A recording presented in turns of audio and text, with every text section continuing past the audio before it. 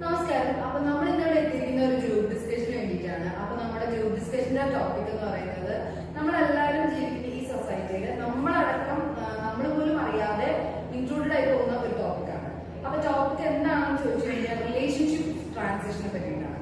അപ്പൊ relationship transition എന്ന് പറയുന്നത് നമ്മൾ കൺവേ ചെയ്യാൻ ഉദ്ദേശിക്കുന്നത് എന്താണെന്ന് വെച്ച് കഴിഞ്ഞാൽ, ഒരു കാലത്ത് നമ്മൾ ഇന്ന് ജീവിക്കുന്ന ഇതേ സമൂഹത്തിൽ തന്നെ നമ്മുടെ പാരന്റ്സ് തീരുമാനിച്ച അഥവാ മാതാപിതാക്കൾ തീരുമാനിക്കുന്ന ഒരു ആള് ആരാണ് എന്ന് പോലും അറിയാതെ അയാളുടെ ജീവിത പങ്കാളിയാക്കുകയും ജീവിതത്തിന്റെ മുന്നോട്ടുള്ള മുക്കാൽ ഭാഗവും അയാളുടെ കൂടെ ജീവിച്ചു തീർക്കുകയും ചെയ്തിരുന്ന ഈ സമൂഹത്തിൽ തന്നെയാണ് ഇന്ന് അവിടെ നിന്നൊക്കെ യാത്ര ചെയ്ത് നമ്മൾ ഇന്നിപ്പോ എത്തിയിരിക്കുന്നത് എന്ന് പറഞ്ഞു കഴിഞ്ഞാൽ ഫ്രണ്ട്സ് വിത്ത് ബെനിഫിറ്റ്സ് എന്ന് പറയുന്ന ഒരു സിസ്റ്റത്തിലേക്ക് വളരെ നമ്മൾ എത്തിയിരിക്കുകയാണ്. അപ്പോൾ ഈ ഒരു രണ്ട് ട്രാൻസിഷൻ എന്ന് പറയുമ്പോൾ ഒരു വല്ലാത്ത തരം ചേഞ്ച് അതിന്റെ ഇടയിൽ റിഫ്ലക്ട് ചെയ്യുന്നുണ്ട്. അപ്പൊ നമ്മൾ ഇന്ന് ആ ചേഞ്ചിനെ പറ്റിയിട്ടാണ് സംസാരിക്കാൻ പോകുന്നത്. അപ്പൊ നമുക്ക് ആദ്യം തന്നെ ഇപ്പൊ ഈ പറഞ്ഞ പോലെ ഈ ട്രാൻസിഷൻ ചേഞ്ചിനെ പറ്റിയിട്ട് ജീവൻ എന്താണ് പറയാനുള്ളത് നമുക്ക് പറയുന്നത്.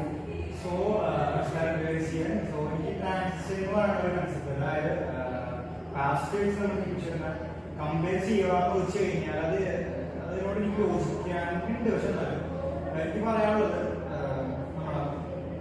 ഫ്രണ്ട്സ് വിത്ത് ബെനിഫിറ്റ്സ് എന്ന് പറഞ്ഞ കൺസെപ്റ്റ് ആയാലും ഗെറ്റ് ടുഗദർ എന്ന് പറയുന്ന കൺസെപ്റ്റ് ആയാലും ഇന്നത്തെ തലമുറയ്ക്ക് വളരെ അനുയോജ്യമായ ഒരു കാര്യത്തിലാണ്. കാരണം എന്താണെന്ന് വെച്ച് കഴിഞ്ഞാൽ നമ്മുടെ ഒരു അവകാശമാണ്, എല്ലാവർക്കും ഒരു അവകാശം.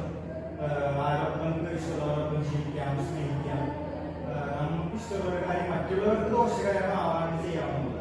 ഫ്രണ്ട്സ് വിത്ത് ബെനിഫിറ്റ്സ് എന്ന് പറഞ്ഞ കൺസെപ്റ്റ് കൊണ്ട് ഗെറ്റ് ടുഗദർ എന്ന് പറഞ്ഞ കൺസെപ്റ്റ് കൊണ്ട് ഇവിടെ ആർക്കും ഒരു ദോഷമില്ല. പാരന്റ്സിന് ഇമോഷണലി എന്തെങ്കിലും പ്രോബ്ലംസ് ഉണ്ടോ എന്ന് ചോദിച്ചു കഴിഞ്ഞാൽ അതിലേക്ക് ഞാൻ കടന്നു വരാം. എനിക്ക് ആദ്യം പറയാനുള്ളത് ഇത്രയുള്ളൂ. ബേസിക്കലി നല്ലൊരു കാര്യമാണ് ഫ്രണ്ട്സ് വിത്ത് ബെനിഫിറ്റ്സും ലിവിംഗ് ടുഗദർ. കാരണം രണ്ട് മനസ്സുകളും പരസ്പരം അറിയാനും സ്നേഹിക്കാനും ഒരു പുതിയ ജീവിതത്തിലേക്കുള്ള അല്ലെങ്കിൽ പുതിയൊരു എക്സ്പീരിയൻസ് ആണ്. സോ ഇതിനെ കുറിച്ച് ശ്രേയക്ക് എന്താണ് പറയാനുള്ളത്? അനുഭവിച്ചോണ്ടാണ് പറഞ്ഞത്.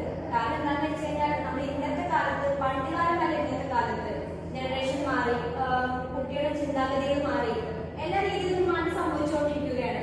നമ്മുടെ സൊസൈറ്റിയിൽ ഒരു ഇന്ത്യൻ പൗരന് കിട്ടേണ്ട അവകാശമാണ് ആരോഗ്യം ജീവിക്കണം, എങ്ങനെ ജീവിക്കണം എന്നുള്ളത്. നമുക്കിപ്പോ ഇതിൽ പറയാനുള്ള ഒരു കാര്യം എന്ന് പറയുന്നത്, അതൊക്കെ പോയിന്റ് ഔട്ട് ചെയ്യാനുള്ള ഒരു കാര്യം എന്ന് പറഞ്ഞു കഴിഞ്ഞാൽ, ഒരു കാലത്ത് ഈ പറഞ്ഞ പോലെ നമ്മുടെ പാരന്റ്സിന്റെ റെസ്പോൺസിബിലിറ്റിയിൽ റിലേഷൻഷിപ്സ് ചൂസ് ചെയ്തുകൊണ്ടിരുന്നപ്പോ നമുക്കൊരു ഇഷ്യൂ വന്നു കഴിഞ്ഞാൽ ഒരു ഹെൽപ്പിന് അവരെ സീക്ക് ചെയ്യാൻ പറ്റുമായിരുന്നു. പക്ഷെ ഇപ്പൊ നമ്മൾ ഈ ഫ്രണ്ട്സ് വിത്ത് ബെനിഫിറ്റ്സ് എന്ന് പറയുന്ന ഒരുപാട് പോസിറ്റീവ് സൈഡ്സ് ഉണ്ടെങ്കിലും നമ്മൾ അതിനേക്കാൾ ഉപരി ഇപ്പൊ കണ്ടുവരുന്ന ഒരു കാര്യമാണ് ഈ ഫ്രണ്ട്സ് വിത്ത് ബെനിഫിറ്റ്സിൽ ഏർപ്പെട്ട് കഴിയുമ്പോൾ രണ്ട് പാർട്ട്നേഴ്സ് ഉള്ളതിൽ ആർക്കെങ്കിലും ഒരാളുടെ ഫീലിംഗ്സ് ഇൻവോൾവ് ആവുകയും അഥവാ വല്ലാത്തൊരു കൺഫ്യൂഷൻ സ്റ്റേജിലേക്ക് അവർ പോകുന്നതായിട്ട് നമുക്ക് കാഴ്ചപ്പാടുണ്ട്. അതായത് അവരവരുടെ ലിമിറ്റ് എവിടെയാണ്, അഥവാ നമ്മളൊരു ഭാര്യ ഭർത്താവ് എന്നുള്ള ഒരു കൺസെപ്റ്റിൽ ജീവിക്കുമ്പോൾ നമുക്കറിയാം നമുക്ക് അയാളിൽ ഓപ്പോസിറ്റ് ആളിൽ ഉള്ള ഒരു അവകാശത്തെ പറ്റി നമുക്കൊരു ബോധമുണ്ട്.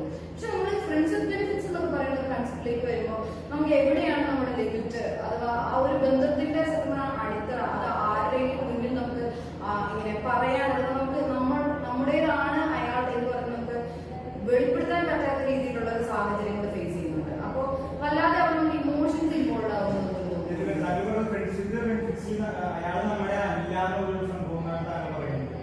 അങ്ങനെ ഒരു മോശമായ കാഴ്ചപ്പാട്. എന്താണെന്ന് വെച്ച് കഴിഞ്ഞാൽ ഒരാളെ പഴയ കാലത്ത് ഒരാളെ താലി ഇട്ട് കഴിഞ്ഞാൽ ആ ശരീരവും മനസ്സും നമ്മുടെ അടിമ എന്നുള്ള കൺസെപ്റ്റ് ആണ്. അങ്ങനെയൊന്നുമില്ല.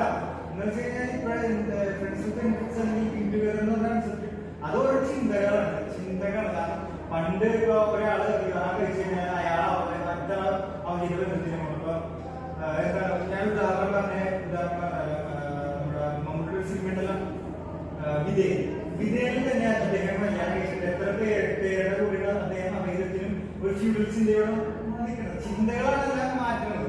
അതെ, നമ്മുടെ സമൂഹത്തിൽ ഇപ്പോൾ ലെസ്ബിയൻ ഗേ എന്ന് പറഞ്ഞു വരുന്നൊരു റിലേഷൻഷിപ്പ് പോലും നടന്നുകൊണ്ടിരിക്കുകയാണ്. അതിന് ഉദാഹരണമാണ് നമ്മുടെ മമ്മൂട്ടിയിലെ കാലഘട്ടം മൂവി, വളരെ ഉദാഹരണമാണ്. ഇപ്പൊ നമ്മൾ നോക്കുകയാണെങ്കിൽ രണ്ട് രീതിയിലും അതിന് ഗുണവും ഉണ്ട് ദോഷവും ഉണ്ട്. അത് എങ്ങനെ മറ്റുള്ളവരുടെ കാഴ്ചപ്പാടനുസരിച്ചിട്ടാണ് അത് എങ്ങനെ ഗുണമാണോ ദോഷമാണോ എന്നുള്ളത് മറ്റുള്ളവർ മനസ്സിലാക്കുന്നത്. ചിന്തകളാണ് ശരിക്കും ഗുണം ദോഷം എന്ന് പറയുന്നത്. കാരണം ഒരു നാണയത്തിന് രണ്ട് വശങ്ങളിൽ ഉണ്ടെങ്കിൽ ഇപ്പോൾ നമ്മൾ നെഗറ്റീവ് സൈഡ് നോക്കാണ്ട് പോസിറ്റീവ് സൈഡ് നോക്കിയാൽ മുന്നോട്ട് പോകണം. അതായത് ഇമോഷൻസിന്റെ ഫീലിങ്സിന്റെ അതുണ്ട്. അതിപ്പോ കൺസെപ്റ്റ് ആണെങ്കിലും ഇപ്പൊ താങ്കൾ പറഞ്ഞ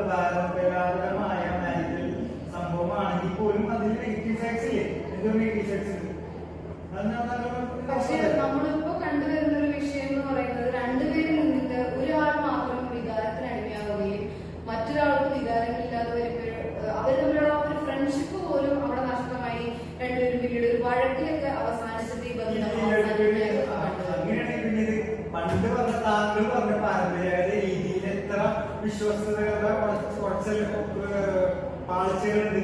പക്ഷെ അവിടെ നമ്മളൊരു വാഗ്ദാനം എന്ന നിലയിൽ കൊടുക്കുന്നുണ്ട്. വാഗ്ദാനം നമ്മുടെ പേപ്പർ എഴുതി കൊടുക്കണമല്ല. നമ്മുടെ ഇന്നത്തെ സമൂഹത്തില് നമ്മുടെ ഫ്രണ്ട്സ് വിത്ത് ബെനിഫിറ്റ്സ് എന്നുള്ളതിൽ ഒരു ദോഷം എന്ന് പറഞ്ഞത് അത് റിയലായിട്ടുള്ള ഫ്രണ്ട്ഷിപ്പിന് പോലെ ബാധകമാവുന്നുണ്ട്. നമ്മുടെ സമൂഹത്തിൽ കാണുന്ന ഓരോ ചിന്താഗതി ഇപ്പൊ നമ്മൾ ഒരു ആൺകുട്ടി ഒരു പെൺകുട്ടി ഒപ്പം നടക്കുകയാണെങ്കിൽ മറ്റുള്ളവർ കാണുന്ന ആ ഒരു ചിന്താഗതി കൂടിയാണ് ഫ്രണ്ട് വിത്ത് ബെനിഫിറ്റ്സ് ആ ഒരു രീതിയിലാണ് കാണുന്നത്. സമൂഹം ചിന്തിക്കണമെങ്കിൽ സമൂഹം അങ്ങനെ ചിന്തിക്കണമെങ്കിൽ രണ്ടുപേര് ജീവിക്കണമെങ്കിൽ അവരുടെ വ്യക്തിപരമായ ജീവിതത്തിലേക്ക് സമൂഹം സദാചാര കണ്ണുകളോട് വരുന്നത് എന്തിനാണെന്ന് ചോദിക്കാൻ പറ്റും. അത് നമ്മൾ ഒരാൾക്കാർ കാണുന്ന ചിന്താഗതി പോലെയാണ്. മറ്റുള്ളവരെന്ത് വിചാരിക്കുന്ന ജീവിച്ചാൽ നമുക്ക് ഇവിടെ ജീവിക്കാൻ പറ്റില്ല. ഇത് അതാണ് എനിക്ക് പത്മ പറഞ്ഞത് എതിരഭിപ്രായമുള്ളത്. കാരണം വാഗ്ദാനം എന്താണ് വാഗ്ദാനം? അതിനൊരു നമ്മള് വിവാഹം വഴി ഒരു വാഗ്ദാനം കൂടിയാണല്ലോ വിവാഹം വഴി ശരിയാണ്. ഞാൻ ബഹുമാനിക്കുമ്പോ വിവാഹത്തിനൊരു മൂല്യമുണ്ട്. വിവാഹത്തിനൊരു മൂല്യമുണ്ട്. ഒരു വളരെയധികം മൂല്യമുള്ള കാര്യം തന്നെയാണ്. പക്ഷെ ഞാൻ പറഞ്ഞു വരുന്നത് അതിനെ ബഹുമാനിച്ചുകൊണ്ട് ഇപ്പൊ വിവാഹം എന്ന് പറയുന്ന ഒരു കൺസെപ്റ്റ് ഞാൻ ബഹുമാനിക്കുന്നു. പക്ഷെ അതേസമയം ഞാനൊരു ബാലൻസ്ഡ് ആയിട്ടുള്ള ഒരു കാര്യമാണ് പറയുന്നത്. ഈ ലിങ്ക് ടുഗദർ മുന്നോട്ട് കൊണ്ടുവരണം. കാരണം എന്നാലേ ഈ സദാചാരം അങ്ങനെയുള്ള ഒരുപാട് കാര്യങ്ങൾ തച്ചുടക്കാൻ സാധിക്കും. ഇനിയിപ്പോ എന്തായാലും വരും തലമുറ തിരിച്ചെടുക്കും. അതിപ്പോ വിവാഹത്തെ കൂടുതലും ലെസ്ബിയൻ, ഗേ അല്ലെങ്കിൽ തുടങ്ങിയ റിലേഷൻഷിപ്പായി കൂടുതലായിട്ട് മുന്നോട്ട് വരുന്നുണ്ടാവുക. അത് പാരന്റ്സ് അക്സെപ്റ്റ് ചെയ്തിട്ട് മുന്നോട്ട് പോവുക എന്നുള്ളതാണ് മറ്റൊരു വഴി എന്ന് പറയുന്നത്. അത് ഞാൻ പാരന്റ്സ് ശരിയാണ്. നമ്മൾ വളർത്തി വലുതാക്കുന്ന പാരന്റ്സ്. പക്ഷെ നമ്മളുടെ പാരന്റ്സിനായാലും നമ്മുടെ പാർട്ട്ണറിനായാൽ പോലും നമ്മുടെ മുക്കിന്റെ തുമ്പത്ത് വരെയുള്ളൂ. പക്ഷെ ബാക്കിയെല്ലാം ചിന്തിക്കണം നമ്മളാണ്. അപ്പൊ നമ്മൾ അവരുടെ ഇഷ്ടത്തിനനുസരിച്ചല്ല ചെയ്യുന്നത് എന്ന് പറഞ്ഞ് നമ്മൾ നമ്മുടെ പാരന്റ്സിനെ അവഗണിക്കണം, അവോയ്ഡ് ചെയ്യണം. നമ്മളെല്ലാ കാര്യം ചെയ്യണമെന്നല്ല പറഞ്ഞത്. അതെ, അങ്ങനെയല്ല. നമ്മൾ നമ്മുടെ പാരന്റ്സിന്റെ ഇമോഷൻസ് നമ്മൾ മനസ്സിലാക്കിയിട്ട് വേണം നമ്മൾ പാർട്ട്ണർ ചൂസ് ചെയ്യാൻ. അതും എല്ലാവരും യോജിക്കില്ല. അതിനോട് യോജിക്കില്ല. കാരണം പാരന്റ്സിന് തരുന്ന പാർട്ട്ണർ 100% നമ്മുടെ ജീവിതത്തിൽ വിജയിക്കുമെന്ന് ഇവിടെ ഒരു ഇതില്ല.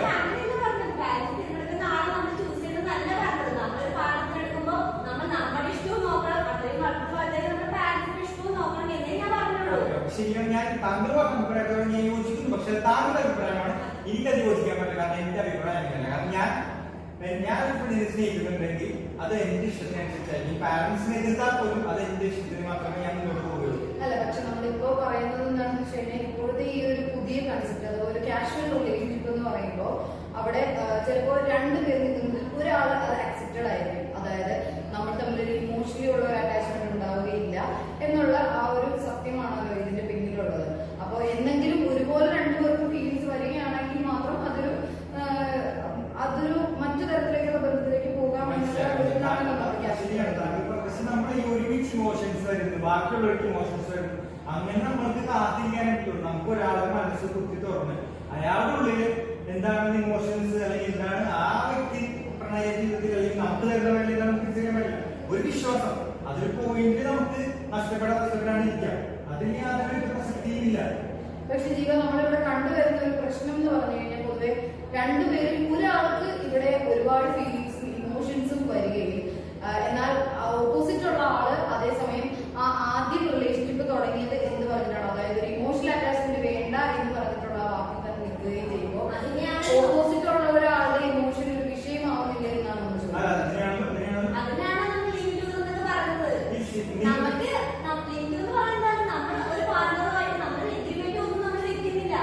ഇഷ്ടമുണ്ടെങ്കിൽ നമ്മൾ അതുകൂടി ജീവിക്കുക. നമുക്ക് പറ്റില്ല എന്നുണ്ടെങ്കിൽ നമ്മൾ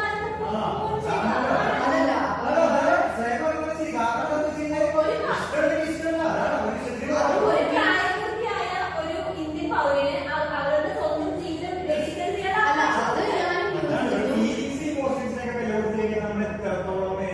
പക്ഷെ അതാണ് നമ്മൾ ചോദിക്കുന്നത്. അപ്പൊ ഇവിടെ ഫീലിങ്സ് ഇമോഷൻസ് വരുന്ന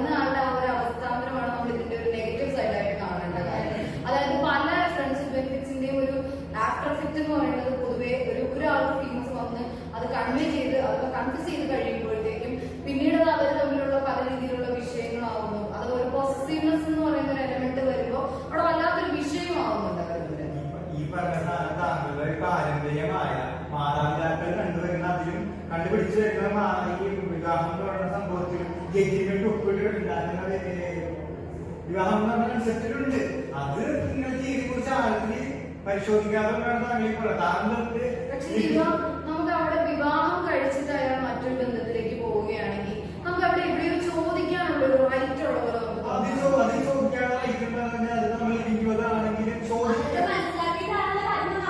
പക്ഷേ ലിവിംഗ് ടുഗദർ എന്ന് പറയുമ്പോൾ നമ്മൾ ആദ്യമേ പറയുന്നുണ്ട് നമ്മൾ ഇമോഷണലി അറ്റാച്ച്മെന്റ്സ് ഇല്ല എന്ന് പറയുന്നത് തന്നെ അവിടെ നമുക്ക് ചോദിക്കുന്നതിന് ചില ലിമിറ്റുകളുണ്ട്. പക്ഷെ വിവാഹം അങ്ങനെയല്ലല്ലോ, കാരണം അയാൾ ഉറപ്പ് കൊടുക്കുകയാണ് ഒരു തരത്തിലുള്ള വിവാഹം ചെയ്തിട്ട്. ഇപ്പൊ നമ്മളിപ്പോ എല്ലാം നിയമപ്രകാരം പാരന്റ്സിനോടുകൂടി നമ്മൾ കല്യാണം കഴിച്ചു, അതെന്തെങ്കിലും പ്രോബ്ലം വരികയാണ് പറഞ്ഞെങ്കിൽ എന്ത് ചെയ്യും? പാരന്റ്സിനോട് നമ്മൾ വീണ്ടും അവരെ അടിച്ചമർത്തിയാക്കിയിട്ട് ജീവിക്കണം. നമ്മുടെ പാർട്ടിയുടെ ഇഷ്ടം പോലെ നമ്മൾ ജീവിക്കണം. അതല്ല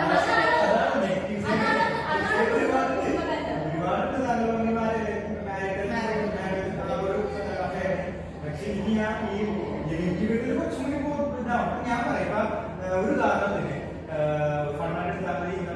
നമ്മൾ ഡോമെക്സിന്റെ വെബ്സൈറ്റിൽ കണ്ടിട്ടുണ്ട് 99% അടുക്കള ചാവുള്ളൂ. അപ്പോഴും 0.1%. ആ ഒരു 0.1% ആണ് താങ്കൾ പറഞ്ഞ ആ ഫീലിങ്സ് തച്ചടക്കുന്ന പറഞ്ഞത്. അതുപോലെ തന്നെ ഞാൻ പറഞ്ഞ വിവാഹം എന്ന് പറയുന്ന കൺസെപ്റ്റ് തച്ചെടുക്കുന്നത് ഒരു ശതമാനം ആൾക്കാരാണ്. നമ്മൾ ശതമാനം ആൾക്കാരെ വെച്ച് ചർച്ച ചെയ്യുന്നത് യാതൊരു അർത്ഥമില്ല. അപ്പൊ നമുക്ക് ചെയ്യാനുള്ളത് രണ്ട് വിഭാഗക്കാരുടെയും വസ്തുത ഒരുമിച്ച് ചേർത്ത് പിടിച്ചിട്ട് എങ്ങനെ പരിഹരിക്കാമെന്നുള്ള ഒരു സംഭവം ചർച്ച ചെയ്യാം.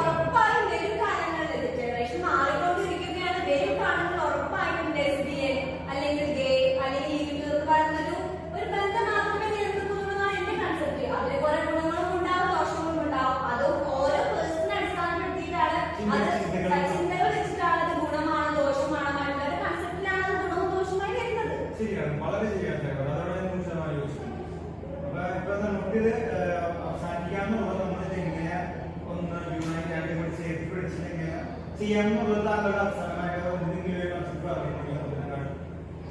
അപ്പൊ നമുക്ക് ഈ പറഞ്ഞ പോലെ പലരും ഇപ്പോഴത്തെ കാലത്തെ ഒരു തരത്തിൽ നമ്മൾ നോക്കിക്കഴിഞ്ഞാൽ എന്തുകൊണ്ട് നല്ല ഒരു കൺസെപ്റ്റ് തന്നെയാണ്. കാരണം നമ്മള് ഒരു എന്താ പറയുക, ആദ്യമേ തന്നെ എന്താണ് ആ കൂടെ ജീവിക്കാൻ പോകുന്ന ആൾ, എങ്ങനെയുള്ള ആളാണ് എന്നൊന്നും അറിയാതെ നമ്മൾ ആ ഒരു എടുത്തുചാട്ടത്തിൽ ജീവിതം ആരംഭിക്കുമ്പോഴാണ് പിന്നീട് നമ്മളതൊരു ഡിവോഴ്സ് അഥവാ ഒരു സെപ്പറേഷൻ എന്ന് പറയുന്ന ഇതിലേക്ക് നമ്മൾ ആ ഒരു സ്റ്റേജിലേക്ക് എത്തുന്നത്. അപ്പൊ ആ ഒരു സ്റ്റേജിലേക്ക് എത്തുമ്പോൾ ചിലപ്പോൾ നമ്മുടെ ഇടയിൽ ഒരു കുട്ടി ഉണ്ടായിരിക്കാം. ആ കുട്ടിയുടെ ഭാവി ചിലപ്പോൾ അത് സ്പോയിൽ ചെയ്യാം, നമ്മുടെ ആ ഒരു സെപ്പറേഷൻ എന്ന് പറയുന്നത്.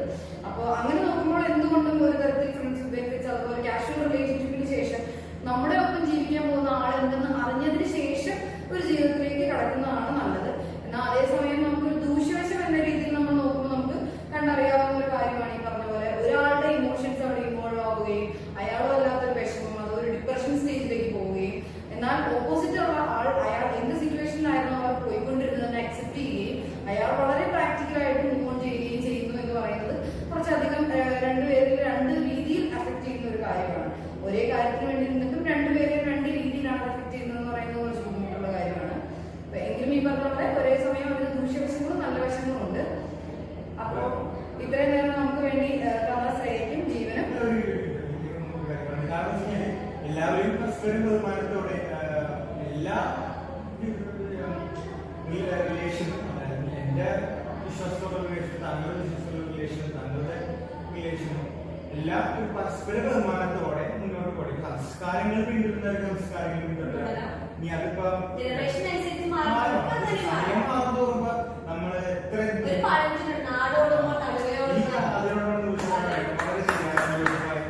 അതാണ് വസ്തുത. അതാണ്.